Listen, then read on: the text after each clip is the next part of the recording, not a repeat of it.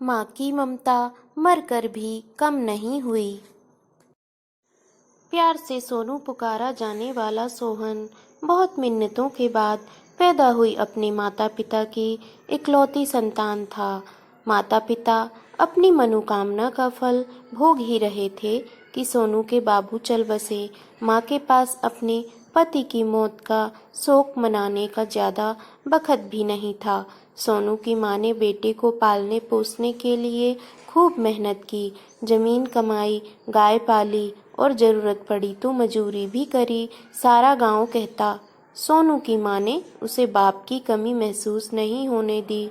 सोहन ने भी बखत आने पर अपनी माँ के हाथ से बोझ हल्का करने में कोई कसर नहीं छोड़ी।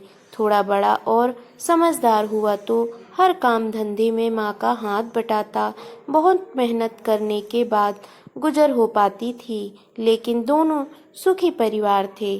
फिर सोनू जवान हो गया, अपनी माँ और गांव भर का चहेता सुदर्शन सोहन। माँ ने सोचा, अब सोनू का ब्याह ठहरा देना चाहिए। बहू आएगी तो मेरा भी हाथ बटा दिया करेगी और बेटे पर काम का बोझ भी कम हो जाएगा। बात छेड़ी तो दूर गांव में चिन्ह मिल गया। भला सोनू को दुल्हन की क्या कमी होनी थी। मेहनती था और घर बार संभालने वाला भी।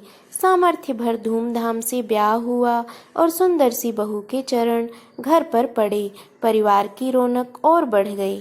कितना ही अच्छा होता सोनू के बाबू ये दिन देख पाते। माँ को बस यही खलिश रहती। ब्याह के कुछ दिनों बाद सोनू ने माँ से कहा, माँ अब तू बस घर के काम ही किया कर। गोठ बढ़ के काम और खेती पाती हम संभाल लेंगे। अब माँ घर के काम करती, इसमें भी बहू के हाथ बटाया करती। खेती पाती का काम बेटे बहू ने संभाल लिया। दोनों खेतों पर निकल जाते और दिन भर खूब काम करते। इस दौरान प्रणय और हंसी ठिठोली भी चला करती। आखिर दोनों जवान और नवविवाहित जो थे। गांव के लोगों को यह देखकर बहुत खुशी होती तो डाह रखने वाले भी थे। सोनू अब भी अपनी माँ को पूरा प्यार देता, लेकिन दुल्हन के आने से थोड़ा बखत तो अब बट ही गया था। इसी का फायदा उठाकर इस खुश परिवार से जलन रखने वाले लोगों ने सोनू की माँ के बहू के खिलाफ कान भरने शुरू कर दिए। कैसा चुलखोसिया है, हर समय बीबी के पल्लू से चिपका रहता है।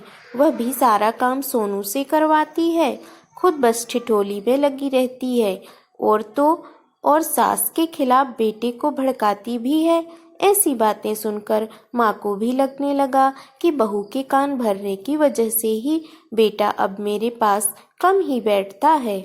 अब उसे मेरी पहले जैसी चिंता कहाँ रही। बहकावे में आकर एक दिन उसने अपनी बहू से कह ही दिया, तू मेरे बेटे को बहलाकर सारा काम मत करवाया कर और खबरदार जो मेरे बारे में उसे भड़काया तो।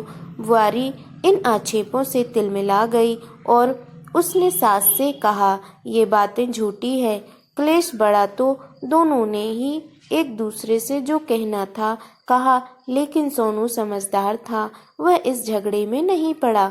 उसने न किसी का पक्ष लिए न किसी से कुछ भला बुरा कहा। सोचा, दो बर्तन टकराते ही हैं, सब ठीक हो जाएगा। उस दिन के बाद सास बहू एक दूसरे से खिंचे से रहने लगे। जरा सी बात में दोनों के बीच अनबन हो जाती और रोज ही कलेश मच जाता। इस सब के बीच बेचारा सोनू पिस जाता। ना चाहते हुए भी उसका मन विषाद से भरा रहता। उसके लिए तो दोनों ही प्यारे थे। वह तो किसी को भी कम लाड़ नहीं करता था। उसने अपनी पत्नी से कहा, वही चुप हो जाए करे, बड़ों की बात का क्या बुरा मानना। एक रात फिर किसी बात पर सास बहू का क्लेश शुरू हो गया।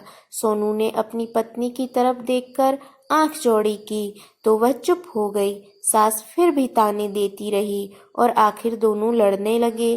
सोनू का मन तो इस झगड़े से क्लांत था ही। जब लड़ाई झगड़ा खत्म ही नहीं हुआ तो उसने तैस में आकर अपनी माँ का गला पकड़ लिया। पत्नी का रोना सुन बुढ़िया के गले में पकड़ ढीली करने से पहले ही उसके प्राण निकल गए। मृत शरीर को देखकर बहू बेटे सन्न रह गए। वे ऐसा चाहते तो नहीं थे। उन्होंने बुढ़िया के मुंह में पानी के छींटे मारे, मुंह में गंगा जल के घूंट भरे, लेकिन गए प्राण भला कब वापस आए। यह देखकर जैसे सारी प्रकृति अपना रोष प्रकट करने लगी। आसमां में काले बादल डरावने तरीके से गड़गड़ाहट करने लगे, बिजलियां कड़कने लगीं, गाढ़ गधेरे ऊंचे स्वर निकलने लगे, हवा ऐसे सनसनाने लगी जैसे कान के बगल से तलवारें गुजर रही हों। अपियत से बचने के लिए सोनू ने सोचा, रात के घुप अंधेरे में माँ के शव को कहीं दूर ले जाकर दफना दिया जाए। उसने मृतदेह को रिंगाल की बड़ी सी टोकरी में लादा और घने जंगल में घुस गया। 7 कोस अंदर जंगल में उसने गड्ढा खोदा और माँ को फटाफट उसमें धकेल दिया। फिर वह ऊपर से मिट्टी डालने लगा। ये देखकर जैसे बादल और नाराज हो गए। वे और ज्यादा डरावने ढंग से गरजने लगे। तभी बारिश की बूंदें भी बरसने को हुईं। ठीक उसी पल गड्ढे के भीतर से सोनू की इजा बोली, ओरे बादलों, अभी मत बरसना। मेरे बेटे सोनू को ठीक से गांव घर पहुंचने देना, उसके बाद फिर जितना चाहो बरस जाना। मरी हुई माँ के वचन सुनकर सोनू फूट फूट कर रोने लगा।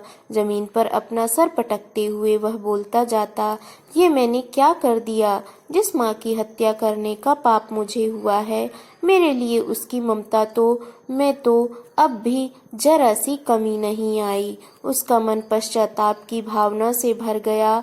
लेकिन अब भला क्या फायदा हुआ? माँ के प्राण तो वापस आने नहीं थे। दोस्तों, अगर ये कहानी आपको अच्छी लगी हो तो प्लीज़ इस वीडियो को लाइक कीजिए, शेयर कीजिए और सब्सक्राइब कीजिए इस चैनल।